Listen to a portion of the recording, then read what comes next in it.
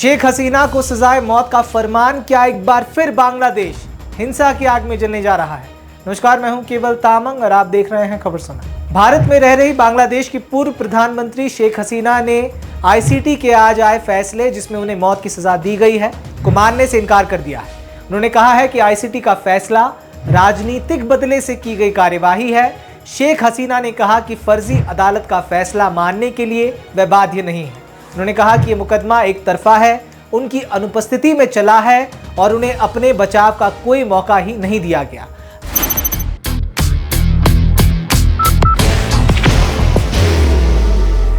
There will only be one insignia.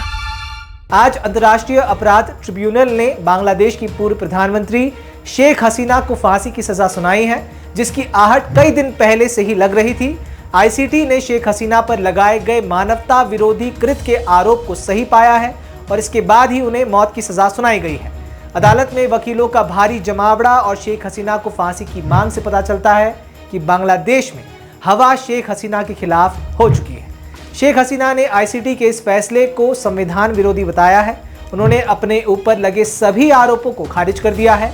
वे अगस्त 2024 के बाद से ही बांग्लादेश छोड़कर भारत में रह रही हैं। उन्होंने एक मीडिया चैनल से बातचीत में कहा है कि आईसीटी का ये फैसला पक्षपातपूर्ण और राजनीति से प्रेरित है।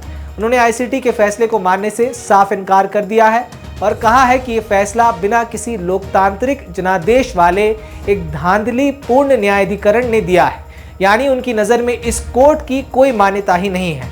शेख हसीना के इस आरोप और बयान से कुछ सवाल भी उठ रहे हैं।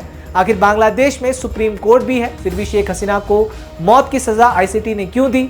वास्तव में आईसीटी बांग्लादेश की एक विशेष अदालत है जो 1971 के युद्ध अपराधों के मामलों की सुनवाई करती है। बाहर की भागदौड़ अब नहीं तोड़ेगा आपके घर का सुकून। SBM गोल्ड UPVC विंडोज, आपके घर का सुकून।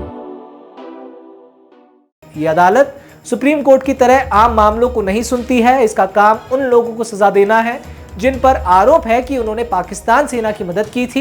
इसके अलावा मानवता के विरुद्ध अपराध, नरसंहार, बलात्कार, हत्या, अग्निकांड आदि के अपराध और देश के खिलाफ साजिश के मामलों में ही अदालत विशेष दखल देती है। जो भी हो, ये बहस का विषय है।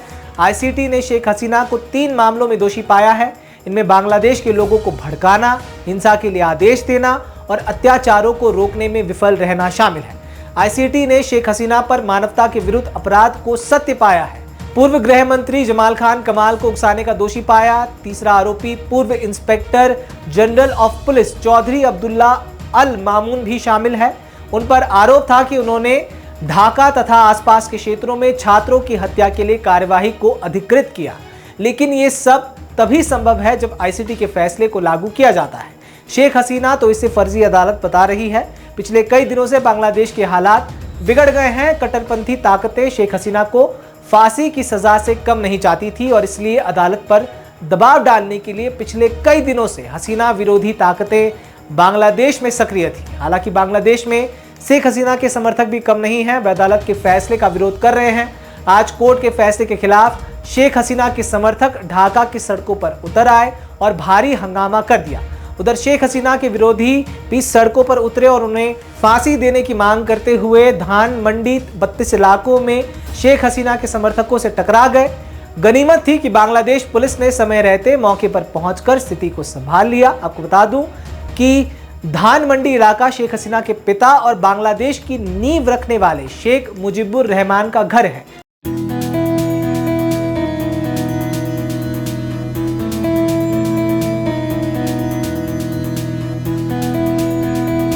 जिसे अब म्यूजियम में बदल दिया गया है।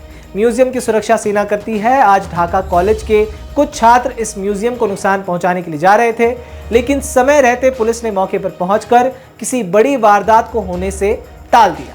शेख हसीना की पार्टी आवामी लीग के समर्थकों और कार्यकर्ताओं ने अदालत के फैसले के खिलाफ 2 दिनों के बंद का ऐलान किया है। बांग्लादेश की सरकार ने हिंसा फैलाने और आगजनी करने वालों को देखते ही गोली मारने का आदेश दे दिया है। जो हालात बन रहे हैं उससे इस बात का अंदेशा है कि आने वाले कुछ दिनों में बांग्लादेश एक बार फिर हिंसा की चपेट में आ सकता है, क्योंकि बांग्लादेश में आवामी लीग के समर्थक और कार्यकर्ता आईसीटी के फैसले को नहीं मान रहे हैं और वह कुछ भी कर सकते हैं। बहरहाल ये देखना होगा कि शेख हसीना को मिली सजाए मौत के बाद शेख हसीना और उनके समर्थक आईसीटी के फैसले को किस तरह से चुनौती देते हैं। सवाल ये भी है कि क्या भारत सरकार शेख हसीना को बांग्लादेश को सौंप सकती है। इस पर ही हमारी नजर जरूर बनी रहेगी।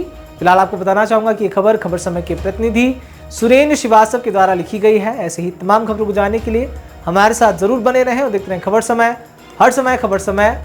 धन्यवाद।